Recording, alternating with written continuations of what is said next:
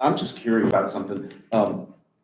Is it, I mean, have we ever looked at the school system and county combining plans? And is there any reason that they're separate, or is there an advantage to that, or I'm just curious? It's because we don't want to be with them. Yeah, and we have looked at, they've looked at it. At one point, as you probably know, the schools were annually or periodically bidding theirs out. We've continued throughout my administration to stay with local choice. In my experience in another locality where we did initially bid out the insurance on a regular basis, then we moved to local choice. It just makes it easier and competitively, the state, I don't remember which state agency administers the local choice program, but they are responsible for making sure the rates are competitive and the coverages are good, and it really works well for local. Most of the counties and some of the cities in Virginia are with local choice. They don't necessarily bid everything out. As Mr. Harvey said, the problem has been their group, the school group, can heavily influence us because we're so much smaller, Right. which could impact our rates. I think they're actually with local choice now. I just find it interesting because where we, as a county, for Key Advantage 250 or $778 for the employee, school system 604. Yeah. I was just, We could look at it again and get local choice I'm just curious. to price it both, with us together. We are with the service authority, they're part of our group. Yeah, we just haven't looked at that probably collectively for any time recently. David, what my comment was about is, we don't want to be in that group because their experience is so much higher than ours. Right. They had so many that had heart attacks, cancer, women with babies.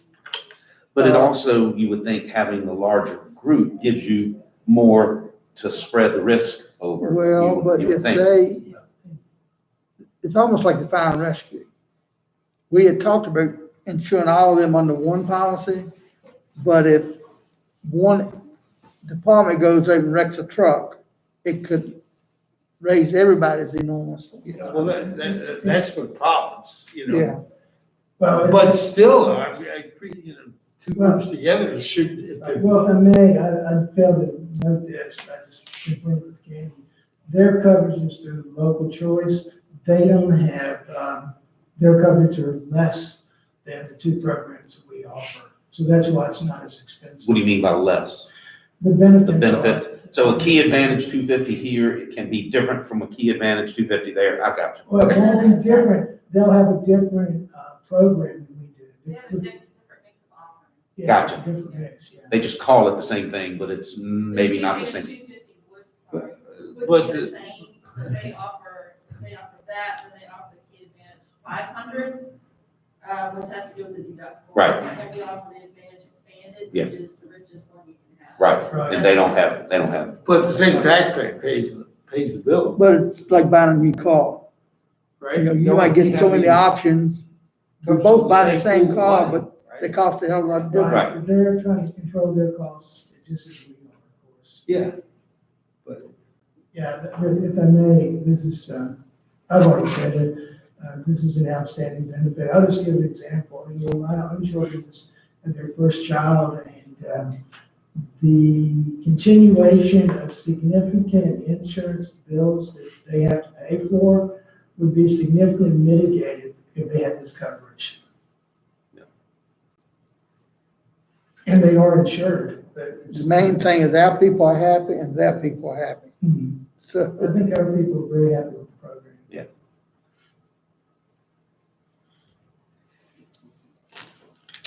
Okay. So is this an item for action today? Yes. Yeah, 7%. you have a motion? I'll move that we approve R 2021-15, the FY 22 health insurance renewal and establishment of rates. Second. Okay, we have a motion and a second. Any more discussion? Ms. Meyer? Mr. Harvey? yes, Mr. Barton? yes. Mr. Rutherford? Yes. Mr. Carr? Yes. Mr. Reed? Yes.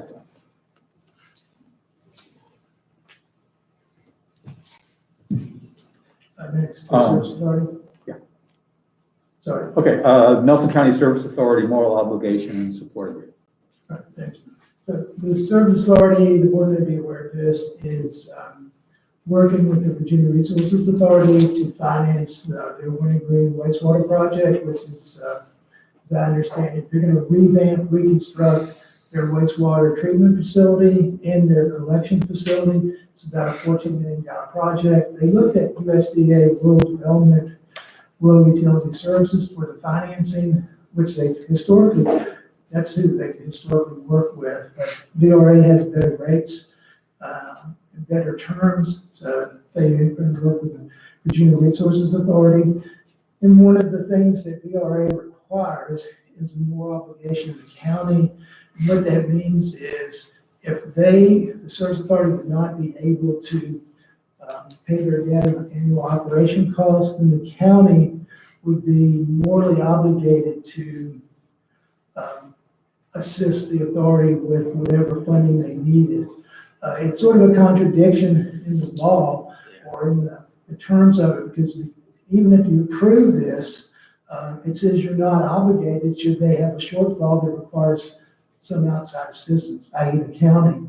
But as you read down through the document, it says if the county doesn't do that in the event they have a shortfall and ask you for funding, then VRA can go to the governor and say, the county's not paying, you need to hold all those state funds the county receives. So it's sort of weird, but it's not unusual that the funding entity will require more obligation just to, assist with ensuring that if all else fails, someone's going to pay. The rate structure, I can't remember what they got, but I think it's maybe less than 1%. So it's very favorable. They have to do the project. They're under a consent order from DEQ. So there's no going back. So today, all of the authority needs is the board's consent to consider approving the moral obligation. It's a resolution at such time as the authority needs it to be formally approved, which is probably going to be in the next 30 days or so.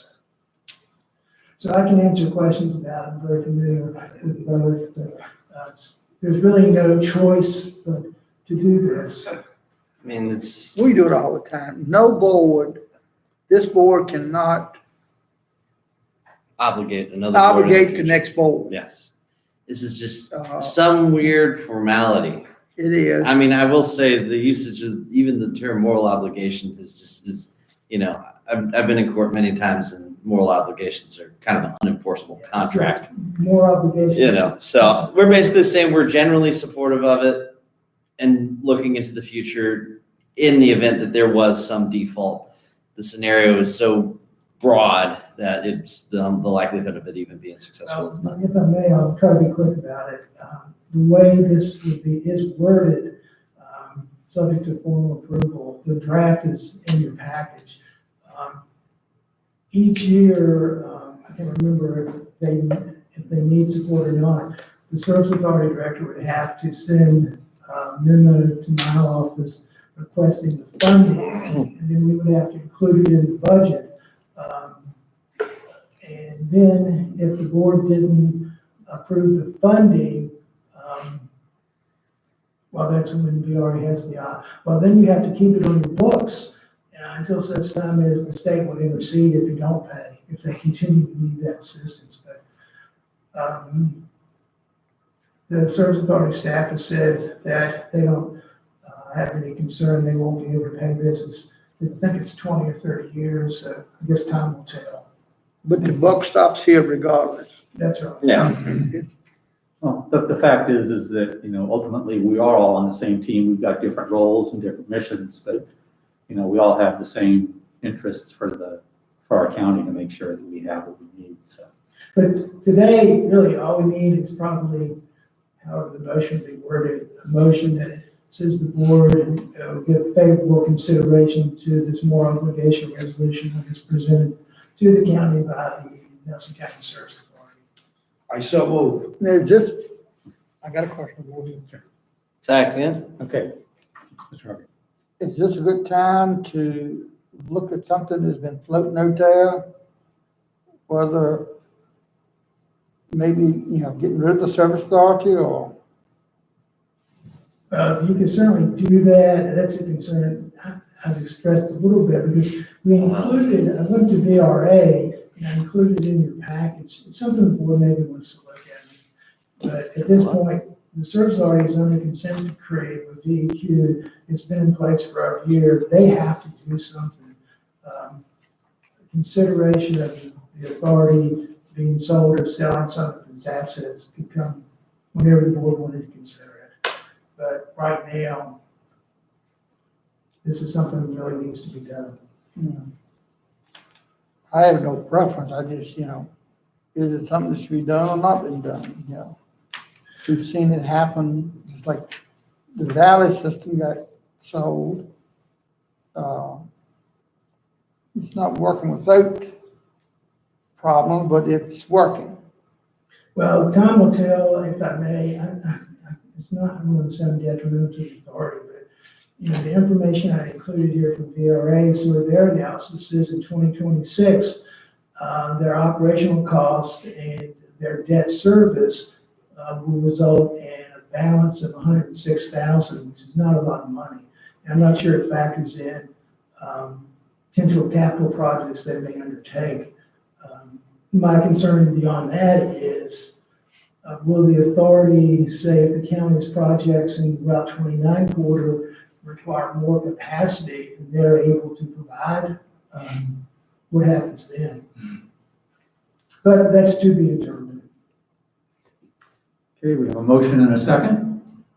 Any more discussion? I move Okay, to, what he said. Mr. Hardy, Yes. Mr. Parr, Yes. Mr. Rutherford. Aye. Mr. Barton, Yes. Mr. Reed. yes. Next item, 2021 bond refund. This is, again, more informational. We're moving forward with that 2012 bond refinancing. The board, we are asking the board to continue this meeting to the next Thursday, the 25th, or sometime next week that's convenient for the board to act on the formal resolution authorizing the refinancing. And that's really it. We're still on track, I think, for about savings of approximately $185,000. It's 1.73% rate. BB&T will be the holder of the note, issuer of the debt. Everything that Mr. Coots pretty much overviewed to the board when he was here a week or so ago. But nothing today other than to advise the board if this is moving along to conclusion, and we will need the board to meet sometime next week, preferably the 25th. That's what the schedule that's been developed provides for, to act on a resolution authorizing completion of the refinancing. But back when he was here, weren't rates skipping a little bit up? Yeah, they still are. But they're not coming back down there? They moved up yesterday because the equity market went down a lot when the bond market went up. Yeah. So hopefully that's going to. It's a moving target. Yeah. That's right.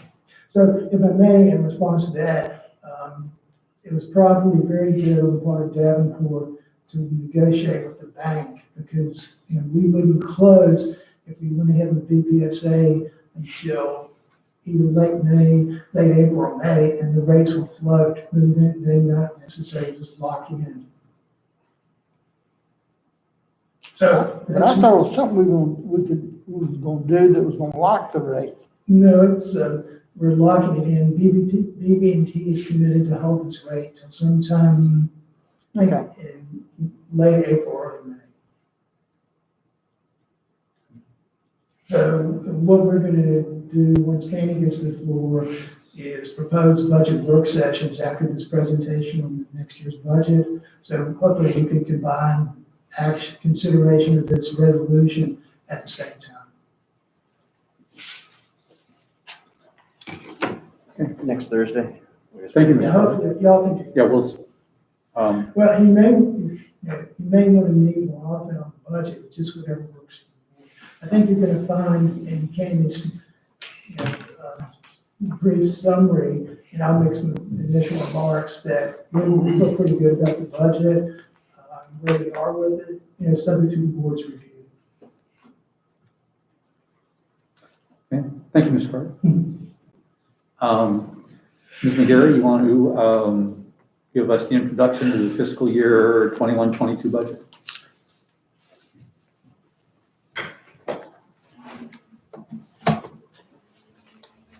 You lost all your technical people. I know, I know now. I developed this short PowerPoint based on the executive summary of the introduced budget, which was in your packet and is also in your folders, I believe in the overview, vanilla folder. So it's the same information, I just broke it down a different way.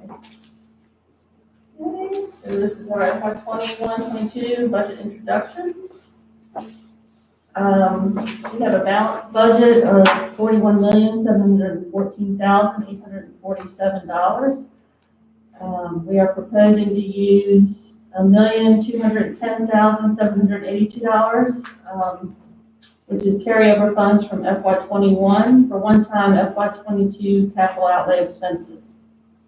And this box breaks down our FY 21 and FY 22 revenue, and compares them side by side with the dollar change and percentage change. This is based on current tax rates and current revenue streams. So our dollar change in local revenues is about $325,455. The state revenues decreased $634,972. Our federal revenues increased by $1,478,468. And that does include our FY 22 COVID-19 stimulus funding that we anticipate to be $2,921,411. Our other revenues increased $137,449. That's primarily due to a transfer in of our reassessment set-aside funds. And we propose to use a year-ending balance equal to the FY 21 carryover funds for the capital outlay. And so that is a decrease of $1,852,638 from FY 21. So this is a snapshot of FY 21 and FY 22 recurring funds that were available for use in the FY 22 budget. We began FY 21 with recurring contingency of $489,953, and that was used entirely on one-time expenses, so that comes back into the budget fully. In FY 21, we covered capital outlay items with recurring funds in the amount of $637,103. And the subtotal of the FY 21 funds available is $1,127,056. We add in our FY 22 estimated increase in local revenue of $325,455. And then, as I mentioned before, the transfer in of funds for the reassessment of $255,377 for a total available funds of $1.7 million. In terms of expenditures, in FY 22, including staff changes, we're proposing an estimated budget of $41,714,847, which is a decrease of $546,238 from FY 21's amended budget. We are including a recurring contingency of $356,566 and maintaining the school resource officer reserve of $207,132. This details some of the proposed expenditure increases. We propose net departmental operational changes of an increase of $301,336. This includes the 3.7% increase in health insurance, and also recommended new positions that we'll show here in a minute. The balance of the FY 22 reassessment contract work and Board of Equalization costs which are offset by the transfer in of the set-aside funds of $194,454. Proposed capital outlay increase is $163,987. Our regional jail increased expenditures is $206,663. Our non-departmental, which includes agencies and other things, increases by $47,263. And this includes a 5% proposed salary increase and the associated benefits of $271,692. The budget also includes school operations increase, including the school nurses as requested, of $206,800. And that includes a 5% salary increase plus a step and those associated benefits of $793,624. We also include an increase in Virginia Public Assistance, which is the DSS. And the local increase is $23,639, and that includes a 5% salary increase and those associated benefits. Let's see. So our proposed salary and benefit increases break down as $271,692 for the 5% increase for full and part-time employees, the 3.7% increase in health insurance premiums for full-time employees only. As you know, this maintains the same plans and levels of coverage that are currently offered for an increase of $27,802. And then the FY22 increase in workers' comp insurance premiums is expected to be around $21,000. We had an increase in our experience modification factor from 1.06 to 1.35. So the total proposed salary and benefit increase for FY22 is $320,494. The proposed new positions included in the budget are full-time buildings and grounds person who would be a general maintenance worker and also do a lot of trail maintenance that is increasing due to the Blue Ridge Tunnel Trail. That's $53,422 in salary and benefits. Next is a full-time solid waste transfer station scale house operator for $48,507 in salary and benefits.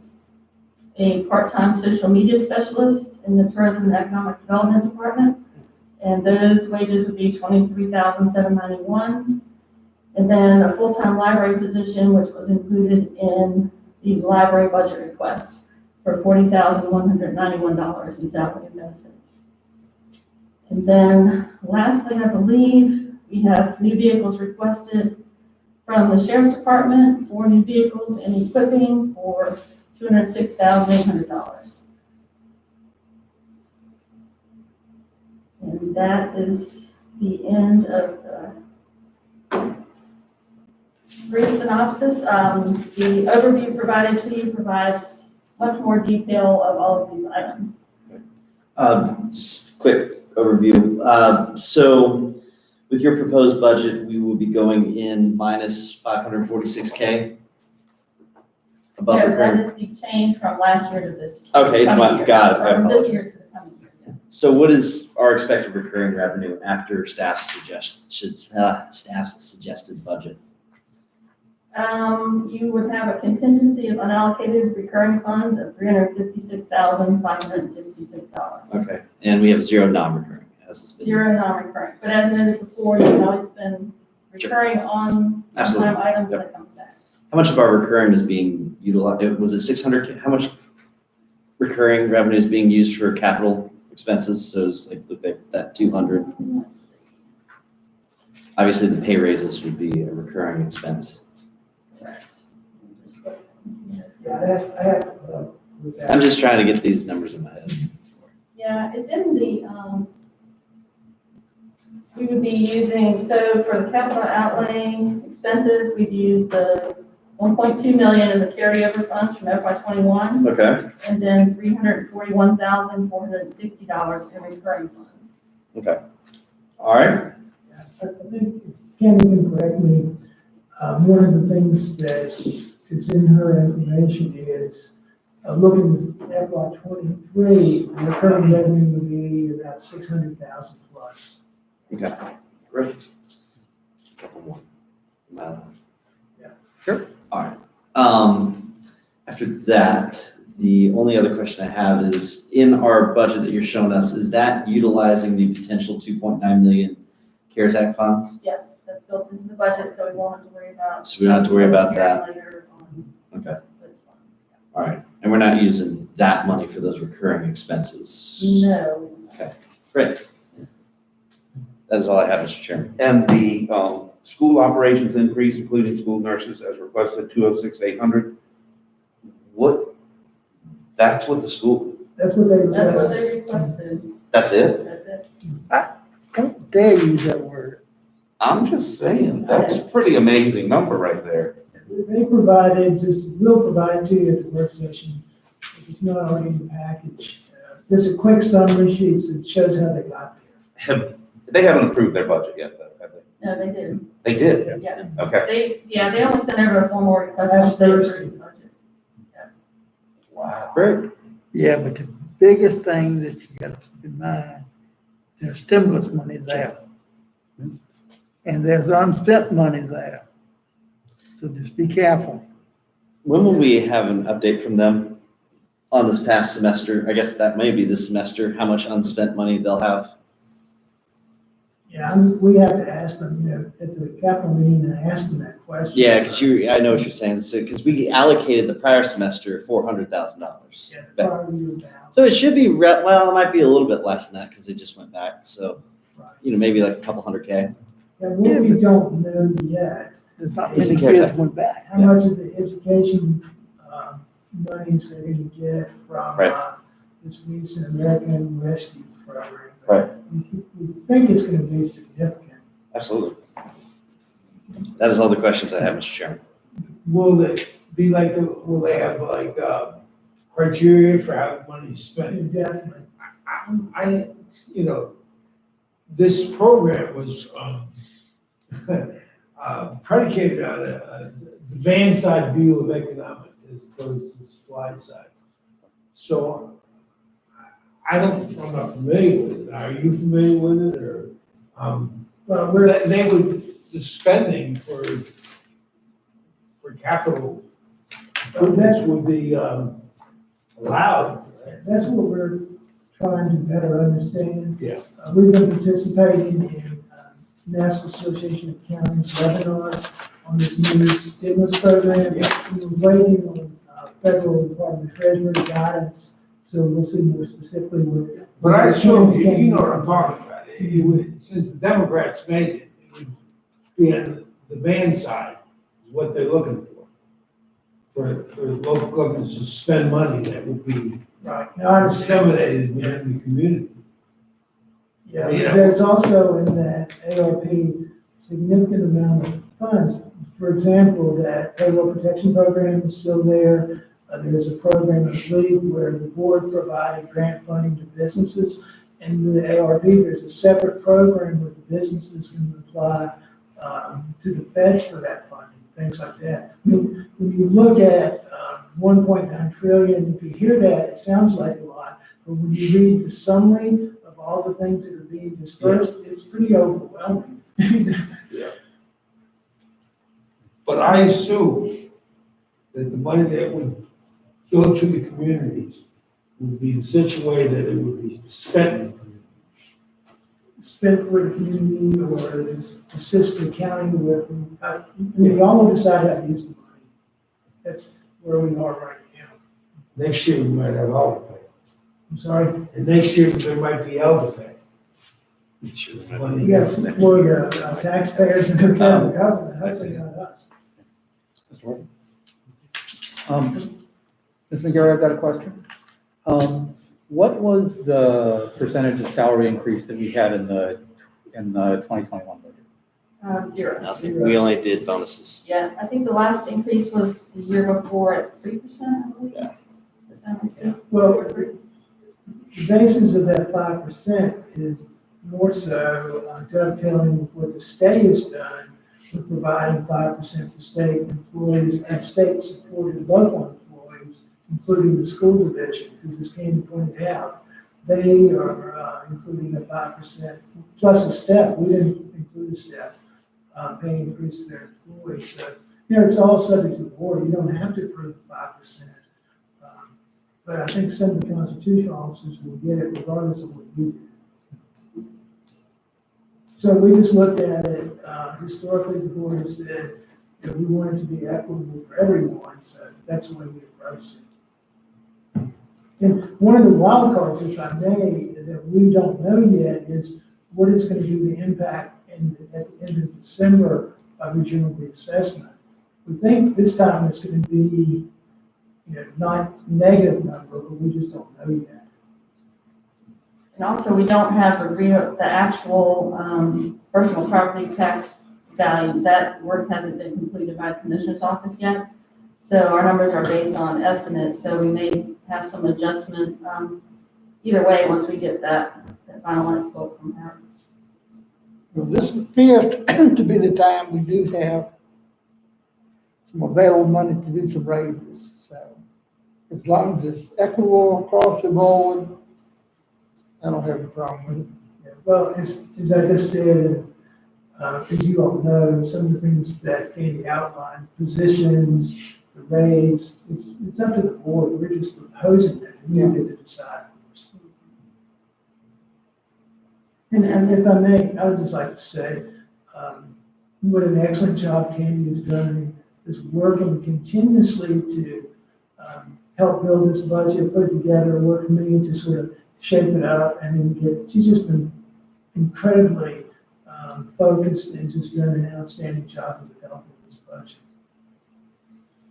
Thank you. Thank you. That's why we pay you so well. Thank you, Ms. McGarry. Thank you. Did you hear that? Sir, That's why we pay you so well. believe me, I'm earning it. Uh, Believe me, I'm earning it. Okay. Any other questions? Ready to make a motion? Um, Or continue budget session? No. Mr. Chairman, may I just add a couple other things? Oh, of course. I just want to note that there's a new report in your budget announcement this year. We have the same one that you usually get that shows FY 18, 19, 20, the 21, and then the projected 22. Are you in the budget overview folder? Actually, I'm in the expenditure folder. Oh, all right. There's two different reports, and one of them shows the dollar increase and percent increase from last year. That's kind of new, so I just wanted to point that out to you all.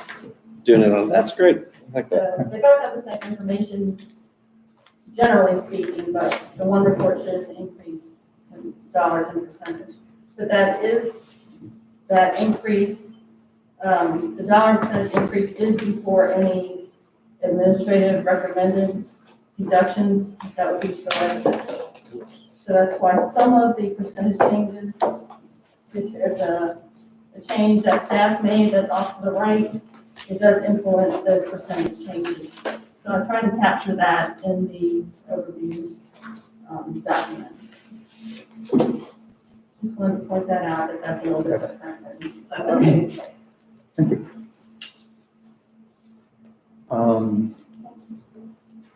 Next item, other business. Mr. Rutherford, do you have any other business? No, I was gonna talk about the schedule, but I saw it was on the agenda. Okay, let's do that now. Yeah. Let's talk about the work schedule. So we have